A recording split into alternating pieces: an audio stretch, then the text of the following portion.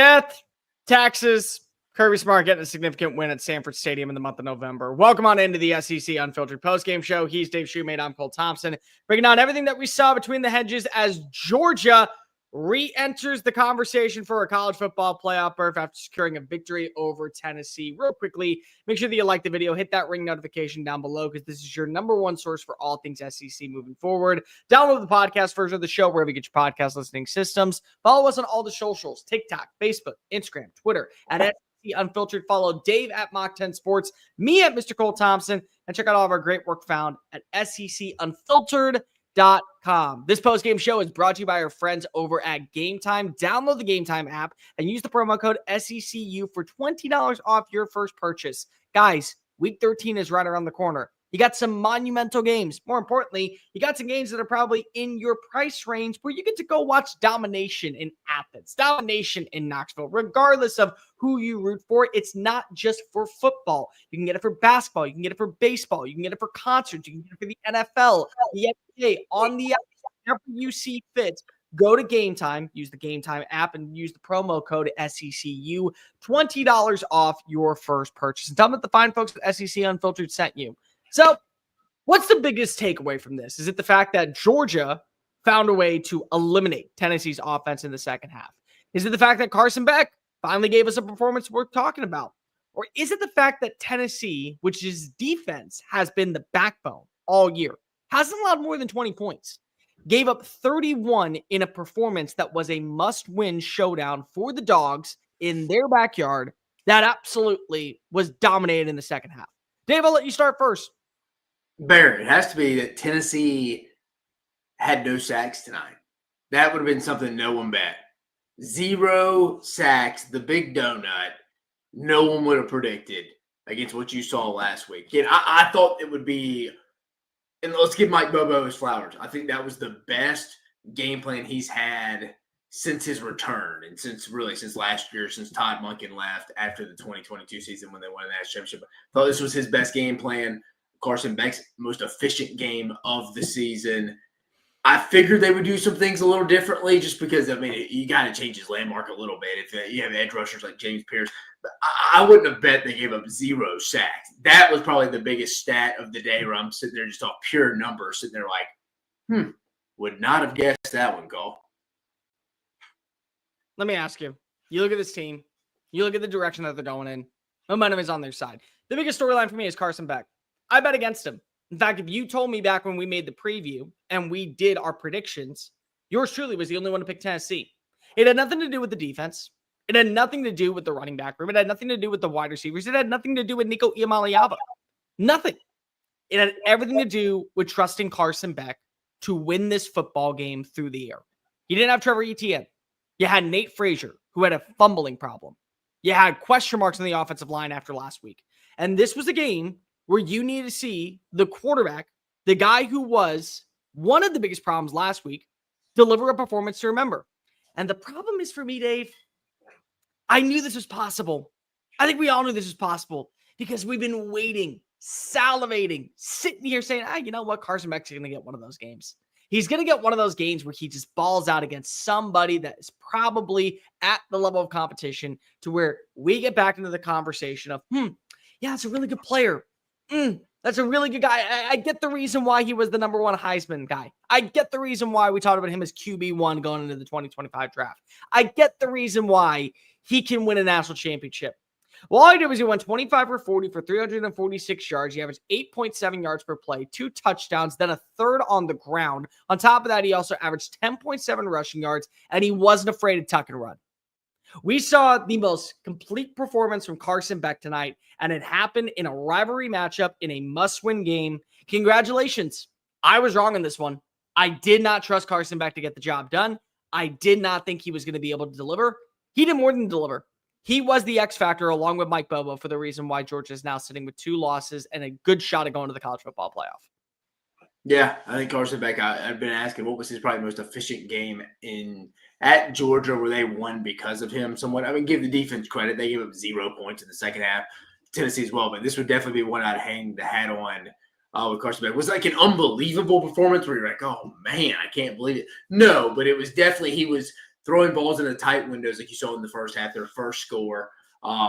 It felt like they were attacking the tight ends over the middle of the field a lot more as well, too. This is the first game with Osterdelp, Ben Yurosek, that they really went after the tight ends, really targeted him. And again, Cole, this was too, they lost Dylan Bell with a lower shin ankle injury, too. So, they're very limited from a skill position standpoint right now. I mean, it's London Humphreys, Arian Smith,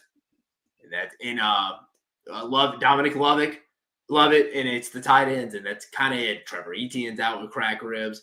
They're very limited. There's a team that really does not need to play in the SEC championship and sit there at 10-2 and just kind of get into the playoffs. It is Georgia to go get healthy, and they will take it. Honestly, I think that's the biggest line, dude. You got to give them they probably are the most overperforming unit of the weekend. If you would have told me they gave up 0 sacks tonight, I wouldn't have believed you. Now, I thought Georgia was going to win, but I wouldn't have given up probably a 5-sack performance. But if you made me guess how many sacks, probably about 3, maybe 4. The fact they gave up 0 a week after Ole Miss got to the quarterback 5 times, a week after 10 tackles for losses, a week after they had the performance to forget. It was a night and day different game. Night and day difference. And especially in that second half, they came out swinging 17-17. You're able to get on the board quickly. You're able to strike. You're able to feel like that Carson Beck has shown you once again that he is the guy that you can trust as your starting quarterback. And then just for shits and giggles at the very end of the game, you get a Nate Frazier touchdown. He gets to feel the love of all of Athens as they go ahead and they pounce their way to a double-digit victory. Overall offensive execution, second to none. And I thought it was really interesting on how they were able to dial up the right schemes to put Tennessee in a fit, especially that defensive line. Because if you would have told me that this defensive line was going to be held to 4 tackles for losses or 5 tackles for losses and 0 sacks, would have called you crazy, especially after what I saw last week. But the game planning that we saw from Matt Luke, not Matt Luke, who am I blanking on? The offensive line coach. The game plan. Stacey Searles, yeah. The game planning that we saw from Mike Bobo was phenomenal. And I'm not going to sit here and try and act like that there weren't some times that I felt Tennessee got shafted. But at the same time, it was a good performance by Georgia. There are 2 truths here, Dave, which is really frustrating. To me, when I look at Tennessee, multiple plays could have gone in their direction. But you also had multiple drives that you should have capitalized on. Whether it was a drop ball by one of the wide receivers, whether it was an overshot by Nico Iamaleava, whether it was a bad play design by Josh Heupel. As much as I want to put blame on the referees for showing what I felt like at times favoritism to Georgia, you had the moments. It was gross, negligent officiating at times. But it's not like you didn't have the moments. It's not like you couldn't capitalize. And I felt like it was a 4-quarter performance of where you saw the dudes that you want to step on up for Tennessee, and you didn't get the supporting cast. Once again, what has been the storyline all year for Tennessee? Nico Iamaleava, what he can be. Offense, yeah. What he can be. Dylan Sampson on the ground. Who showed up tonight? Nico Iamaleava on multiple throws. Dylan Sampson, big run right before halftime to make it 17-14. You know who didn't show up? Wide receivers. You know who didn't show up? The play execution. Offensive line didn't in the fourth quarter. They were gassed in the fourth quarter. So as much as I would love to say that, yes, Georgia did get some breaks that lent their way. Not like Tennessee did not have opportunities to strike. Yeah, I think it's starting to legitimately become a thing with Tennessee where Josh Heupel on the road in this offense. Again, Josh Heupel has his system. They're very good at it. Give him credit. He's turned Tennessee around. But I think this Josh Heupel road thing is a thing. And it's not because they lost this game specifically. It's up 13 against Alabama last year going into halftime. They don't score in the second half. Don't score a single point in the second half of this game. When they're in tight games on the road against other good football teams, something tends to happen. I don't know what it is. It's communication. And some of it's, it's just hard to win on the road in this league, too. It's not just all the Josh Heupel thing, but it's no-show performances. Like 0 points against Alabama last year and 0 points in this half. Biggest road win he's had is at LSU, but that was a noon kick. Granted, LSU won the SEC West this year, so that was a good win, not taken away from him. But so in recent, though, in the last 2 years, really. Time out. Are you saying the most significant road win or the most significant win? road win. Okay, sure. I was just saying. I'm talking about road win just specifically. His most significant road win was LSU. But just the communication. It seems like they just come out unprepared. I was very confident Georgia would win at half because I was like, they adjust better. They have the best coaching staff that adjust at the second half and just adjustments in general out of anyone. And it just seems like hype on them sometimes on the road in these big games just don't adjust and kind of just get into their zone. And after their first few scripted plays, like you saw tonight, it's kind of I don't know, it's in a wall. And you've seen it over the last 2 years with Joe Milton and Nico Iamaleava. Let's go back to the very opening of the game. Nico Iamaleava gets a first down run, then a first down pass, then another first down pass. Dylan Sampson gets a first down run. Nico Iamaleava gets a first down run, and he finds Miles Kitselman for a 1-yard touchdown. Then they punt. They stop Georgia 3 straight drives. They get a field goal, and it's 10-0. And at that point, if you're a Tennessee fan, you feel like that momentum is on your side. You haven't scored more than 13 points playing against Georgia with this offense. With this offensive identity in the history of this rivalry, you have not been it when it comes down to Josh Heupel's system. And then here comes Georgia, and they get on the board, and it's 10-7. And then you watch as Georgia finds way back in the board.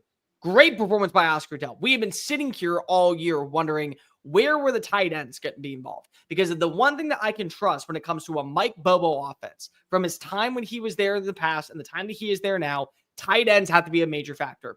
Oscar Delp stepped on up. Phenomenal game from him. Number 4 was number 1 tonight. And Carson Beck, both of those passes, right on the money. Beautiful balls. And then here comes Tennessee. And the fact is that when you get that type of touchdown run by Dylan Sampson, where he pile drives past it, and more importantly, you also start to see a very strong performance in the ground game outside of Dylan Sampson with Peyton Lewis. 3 big runs. 3 big runs of 8 yards or more. And you don't carry that over to the second half. Now I have some concerns. Now I have a lot of concerns. Because here's going to be the crazy thing, Dave. When you look at this SEC, and this is where it comes down to when you and I have talked about South Carolina. You and I both believe that South Carolina is one of the most dangerous teams in the country right now. We also agree that South Carolina is probably not going to the college football playoff simply because of a 9-3 team is not getting in. And when you think about it, now it almost feels like it's impossible for them to get in because Tennessee is probably going to go 10-2. Georgia's going to go 10-2. Alabama can go 10-2. Ole Miss is going to go 10-2. Texas is probably going to go 10-2. And then you have to throw in as well, even though Mizzou's out, Texas A&M can go 10-2.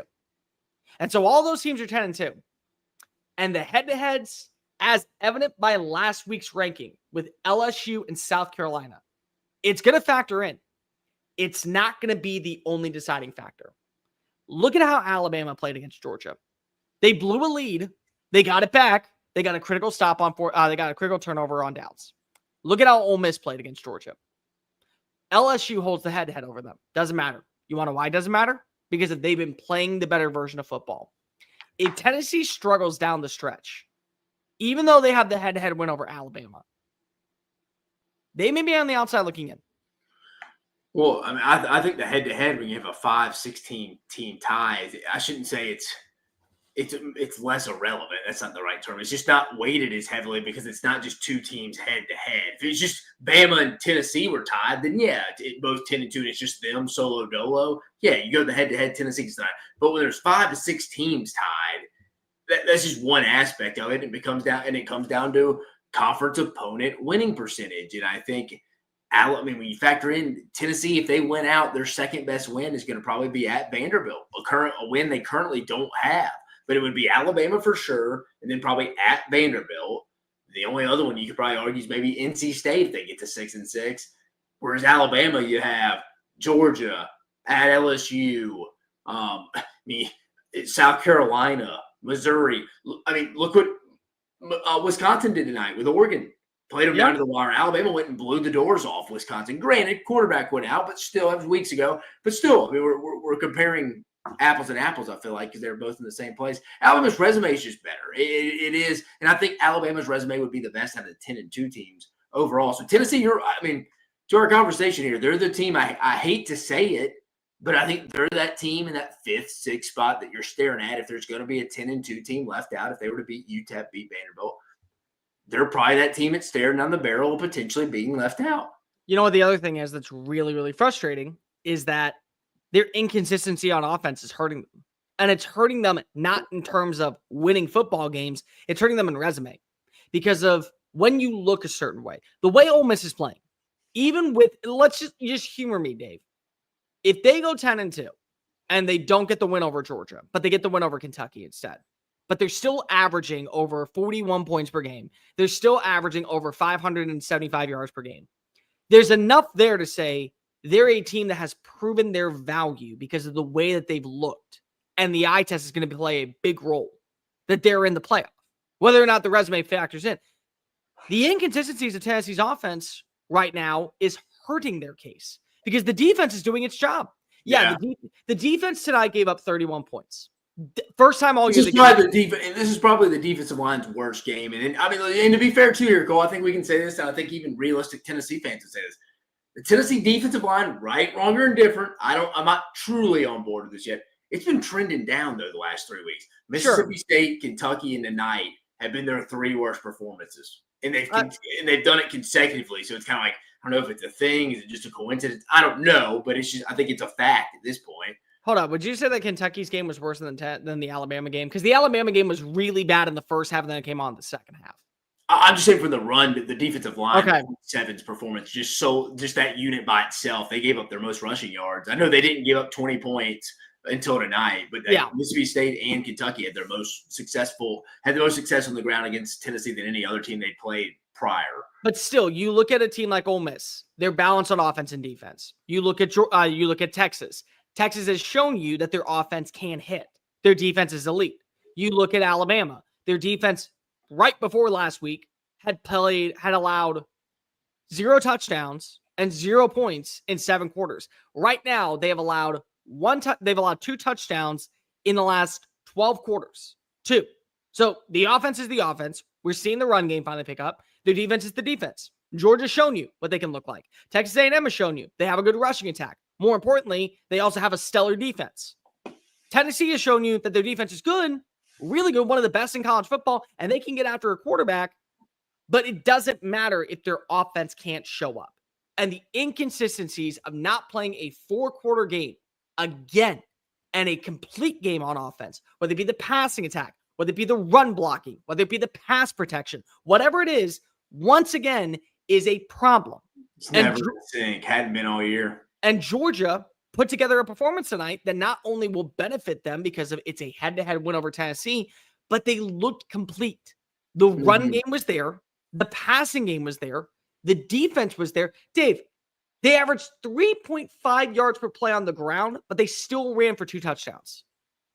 You had 346 yards through the air. 2 touchdowns. They were minorly penalized in this game. In fact, they had 7 penalties, if I'm not mistaken. They were 8 of 14 on third down. Yeah, they were 8 of 14 on third down. They had over 400 yards of offense. They won the time of possession. Their defense got after a quarterback in Nico Iamaleava. They gave you a performance on the big primetime stage to where when we are looking at teams in head-to-head performances and the style points matter, the resume matters, and more importantly, the way that you look, the quote-unquote eye test that is so important for people, that matters. Yeah. We've seen that from Georgia tonight. We didn't see that from Tennessee because it would be one thing as well, Dave, if this was a game, let's just say it's a 24-21 finish and Nico Iamaleava throws 3 touchdown passes and the run game is there and neither team is allowing a sack and both teams are converting on third down and neither team is penalized and both these offenses are humming and both these defenses are allowing very few opportunities and then it's just red zone touchdowns or it's a field goal game or whatever, then you can say the eye test is saying that both these teams have shown you that they are quality rosters top to bottom. But one team hasn't done that. That's the problem.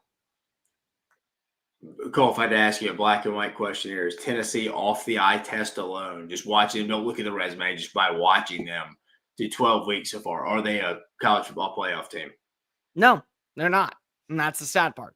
And the problem is that Tennessee's defense has done the part. And honestly, Nico's improved. Like I'm going to be completely real. There was the one throw to Deontay Thornton down the stretch. That was a terrible play. Terrible throw. 20 yards overthrew him. But then you look at the Dante Thornton catch. That was dropped. Literally, in his hands. Boom. Ball up in the air. Chris Brazzell, where is he tonight? Squirrel White. Where is he tonight? Where was Holden Stays tonight? We've seen Dylan Sampson was the only guy that showed up on offense. We have seen. And I agree with you, Cole. Nico wasn't bad. He wasn't bad, but again, they couldn't stretch the field. And to your point, they had some receivers drop some wide open balls, like you said, scheme. I agree with you. I don't know. Nico wasn't bad. It's just you haven't seen the let's take the top off the defense type performance. Him yet this all year, and it's week 12. I mean, Dave, when you look at the targets versus the catches, 14 catches between Miles Kitselman, Squirrel White, and Brew McCoy. 3 catches for Holden. 3 catches for Dylan Sampson. 1 catch for Peyton Lewis, Holden Stays, and Chris Brazzell. More importantly, with that in mind, there were other receivers that were targeted that either dropped the ball or it was overshot or it was broken up play. I mean, that's the problem, is that it's not Nico. Now, don't get me wrong. Nico was far from perfect tonight. He had multiple throws that he probably wants back. But when you make those type of throws, the one to Dante Thornton, the one to Chris Brazzell, and it's now ricocheting in your hands and it's bobbling up and you can't come down with it, you can't ask a young quarterback, to do much more. You can't. And that has been the inconsistencies of this offense all year. And I'm not trying to take away from Georgia, because Georgia got a hard-fought win. More importantly, they showed up on the big stage. They proved to the country tonight, yes, we are one of the best teams in college football. Do not mess with us. We had a bad showcase in the first half against Alabama. And more importantly, we had a bad showcase against an Ole Miss team that looks like it's complete. That honestly looks... I was going to ask you a little off time. How can our guy Mike Matthews not get any run right now? I have no idea, but here's what I will say. Did he assault a child? Did he slander someone in the Heupel family's name? I mean, I'm genuinely at this point, why not give him a chance? He is. I'll tell you what, Dave. He is going to be the number 1 wide receiver next year if he sticks around. And I don't doubt it. He's leaving anytime soon. But I am saying he will be the number 1 wide receiver. I will put money on it at this point, because I have no idea at this level of the season, you're not even getting him involved. You're not even giving him an opportunity. You're not even giving him an opportunity in the biggest game for you to be able. Because Dave, if they win this one, and somehow, some way they lose to Vanderbilt, the fact that they would have a win over Georgia is good enough for the resume. It's good enough for the strength of record, and it's good enough for the eye test to put them in the playoff. It's 100%. And at no point you choose to go to him. No point. None. I'm very frustrated if I'm a Tennessee fan, because I thought the offensive line was going to be better than advertised. It hasn't been. And it's not playing 4 quarters. And it's getting your quarterback in a lot of trouble. That last drive, I mean, yes, Nico, you're going up against Georgia's defensive line. You got to get the ball out quicker. But at the same time, you should at least have an opportunity. He didn't at times tonight. He did. The wide receivers dropping balls. It's frustrating. But it's also frustrating to realize that you're not giving other players opportunities when there are multiple reasons to not go back to a certain wide receiver. There's multiple reasons not to play a certain offensive lineman. That's the frustrating part. And as a Tennessee fan, I'm praying to all of college football lore. I am on my hands and knees in Rocky Top tonight, wafting the smell of bourbon and probably my firstborn son, and I'm begging that somebody messes up so that we're in the playoff. Because at this point, it isn't guaranteed. It isn't. Let me ask you, Dave, just out of curiosity, when we see the rankings on Tuesday night and we react to the show, which, by the way, the reason why you should subscribe to the channel is because we're doing the live reaction on Tuesday night, and we're going to break down everything that we saw. But when we see the reaction on Tuesday night, do you think that we're going to see Tennessee and Georgia switched? In terms of Tennessee will be the first one out and Georgia will be in. Yeah, I'm literally looking at it right now. Yeah, I think they'll drop below Notre Dame, Miami, Alabama, Ole Miss, Georgia. Yeah, you're right. I was looking at it. I was thinking probably 13 or 14 would probably be. My bet is they'll respect the fact that it was a close enough game for 3.5 quarters. They'll stay ahead of SMU. They'll stay ahead of Texas A&M. Boise State, they may, just because of the fact that they want to not have to wonder about, who's 12, who's 13. They may put Boise State because they got a double-digit victory on the road against San Jose State, which was a really good team, really good Mountain West team that does not get enough respect. They'll probably respect them and put them at 12, and they'll put Tennessee at 13. That is my gut intuition. Yeah. What about 13 at this point? And a fair question too, Bear. What SEC teams is Tennessee going to jump with the schedule ahead of them? UTEP and Vandy. Unless they go unless they just go run Vanderbilt off the field, maybe that would maybe be like, huh, all right, I don't even know if that's enough. I'm just trying to think of a scenario where they. Here's the scary part, Dave. Texas A&M beats Texas. They jump Tennessee. For sure. They jump Tennessee. Yeah. And so when they jump Tennessee, that becomes the question. Okay, well, if we're going to jump Tennessee, then what do we do at this point? Because that's the thing. What do you think about if just Texas wins, though? If Texas A&M's out, and then we just have Texas, Georgia, Bama, Ole Miss, and then Tennessee sitting there with 5 at 10-2.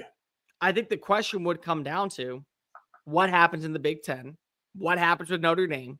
Next week, let's be honest, guys. Next week, how that game looks, Indiana, Ohio State is going to set the tone for the playoffs. There's going to be 2 teams you have to pay attention to next week if you are a Tennessee fan. Not only do you want to win and you want to win outright against UTEP, but number 1, you're pulling for Army. Number 2, you're pulling that Ohio State beats the crap out of Indiana. Because if it's not to me about Indiana, if Indiana plays a close game on the road in Columbus with their offense, with the way they've looked this year, it's a hard sell for me not to put them in the playoff. It's an extremely hard sell because of it. They did their job. They beat everybody. They did exactly what BYU did, but they also beat everybody with a significant margin of error. With a significant margin of victory. And they lost to a team that many people pegged to be the national champions by, say, a touchdown or by 10 points. If they lose by 30, all bets are off. At that point, it's a moot conversation. But you're rooting for a blowout out in Columbus, and you're rooting for Indiana. You're rooting for Army to beat Notre Dame. You have to. And then more importantly, you're rooting that Boise State runs the table and also that Tulane beats Army. Because here's the other part that's really, really important, Dave, is that Tulane may be the best group of 5 program. They really might. The way that they look, they could have got one of those K-State Oklahoma games. The way they look today and the way they looked in that K-State game, that might be a better team than Boise State. But because they have 2 losses, they're going to be judged off that because they're a group of 5 school. So you need Tulane to get that win. Boise State to keep on winning. So that way it ends the argument for a 2-loss team for the group of 5 and Tulane being out. It ends the argument for Army being in as another group of 5 school to potentially make that snub. You're probably hoping that Washington State drops a game too. That way they're out of the conversation. You're hoping that that Notre Dame beats Army. And you're hoping that also somehow the SMU situation fails itself out. And then you're probably, and think about it too, Bear, from a standpoint, I don't know how likely this is, but you're a big Florida Gator fan next week. You're a huge Florida Gator fan. Just simply because you're a big Oklahoma Sooner fan. And probably you're a big anyone who could knock any of these other 10-2 teams out. Oh, you're a big and here's another thing. You're a big Auburn fan for the next 2 weeks. Yeah, you're a big Auburn fan for the next 2 weeks. Kentucky, anybody could get you that. Those 10-2 wins. You're right. Tennessee. You both agree on that. I think where it's kind of like you're sitting there and you're like, yeah, they're going to be that team. It's going to be sitting there. It's like a Selection Sunday bubble team. Like really sitting there being like, yeah, I don't think we're going to get in if I had to say right now. We beat the odd team left out. Dave, before we get on out of here, Georgia, significant win. It's a significant win because of, once again, they dominated the second half. They completely controlled the second half. They had their way with Tennessee's defense. Carson Beck looked like the Carson Beck as advertised at the start of the year. You knew it was in his breadbasket. You knew that the doubters were going to have to finally be silenced. You knew it was going to be something that had to be brought up. In a 12-team playoff, 2 losses to Alabama and Ole Miss feels like not a death sentence. It feels like motivation fuel to take you all the way to the national championship. And I'll tell you what, Georgia's still Georgia. Whether or not I agree that they had some calls go their way, whether or not I agree that Carson Beck can throw more turnovers than a Saturday bakery in New York City on an early busy morning, regardless of any of that, it's still Georgia.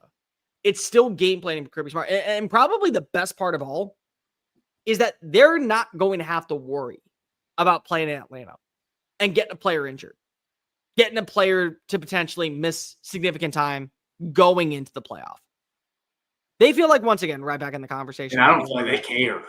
That would probably be the path that they would choose to say, hey, let's just get that extra week right then and there to get as many people. The other part that's really important is they feel like a team that kind of has a message to prove. And that makes them really dangerous. Extremely dangerous. Yeah. I don't know. I still worry about it. I want to see the Dylan Bell injury. How quick he can come back. Does Trevor Etienne come back? If they don't get those two guys back, I feel like against another really good offense, they're going to struggle to really keep up scoring. I don't know, man. I just don't feel it's not anybody's fault this year. I think they've just taken a lot of injuries, and it's the worst depth he's had since 2016. He's even said that. That's what concerns me about them ultimately winning it all. But tonight, phenomenal win, back against the wall. They're like it's why I predicted Georgia, because I thought there were path to victories for Tennessee. And you saw some of that come to fruition a little bit. You saw some possibilities for them to win that game, right? Getting off the mat 10-0 real quick, Tennessee. But if anything you believe in college football and being around Kirby Smart is like backs against the wall, season on the line, at home, first night game of the season, first big game of the season. Josh Heupel's kind of struggled on the road against other good teams. I don't know. I just I had a hard time picking against them. Thought they'd win the game. It's kind of how I thought it would go. I mean, I picked it a single digit, but this wasn't shocking. But Cole, you can even attest. I mean, this was a 14-point game, but this was kind of like a 7 to 10 point game. I mean, again, Tennessee only had 4 possessions in the second half. It was a 7-point game, but at the same time, it felt worse, but also close. It felt both, depending on what time of the game. First half, very close. Georgia, not scoreboard dominated the second half, it felt like, but certainly dominated the time of possession. I mean, they didn't give up a point. They made Tennessee have to play up tempo, even more so than they like playing, and it ended up biting them in the ass. That's it. I agree with you. The depth is not there for Georgia this year. What I will say is that the talent, when it is on the field, and you watch as Ben Urosic has a good night, and you watch as Lucky Lawson has a good night, and you watch Cass Jones has a good night, and you watch as Dominic Lovett makes some big-time plays, and you watch as Oscar Delp makes some big-time plays, and that defense, and you give Kirby Smart a week to prepare, a full week to get his shit together, yeah, I'm not betting against that team most often than not. There will be some that I will bet against. There are not many that I will bet against when it comes to Georgia. That was a team that showed you tonight. This is the real version of us. This is the version that if you put us in the playoff, what you can expect. And if you don't come swinging, we're taking you down and we're leaving no prisoners. And I think tonight probably punched them a home first-round home game. I mean, they're not going to get a bye, but obviously. But I don't think they're not going to get to the SEC championship game. But I think they'll probably get a bye. I think they'll probably get a first-round home game. Honestly, I think that they would take it. Honestly, at this point, I think that they would take that. But like, rate, review, subscribe. Make sure that you're following us on all the socials, TikTok, Facebook, Instagram, Twitter. Make sure that really you hit that subscribe button because of Dave, myself, and Chris Phillips will be back on tomorrow morning for Sunday Fun Day. We'll be back on Tuesday to react to all of the college football playoff rankings, especially those in the SEC, the pathway for Georgia and for Tennessee to make it into the dozen dance. Follow Dave at Mock 10 Sports, me at Mr. Cole Thompson. Check out all of our great work found at SECunfiltered.com. Dogs dominated at home. Tennessee. Pray for chaos. Peace.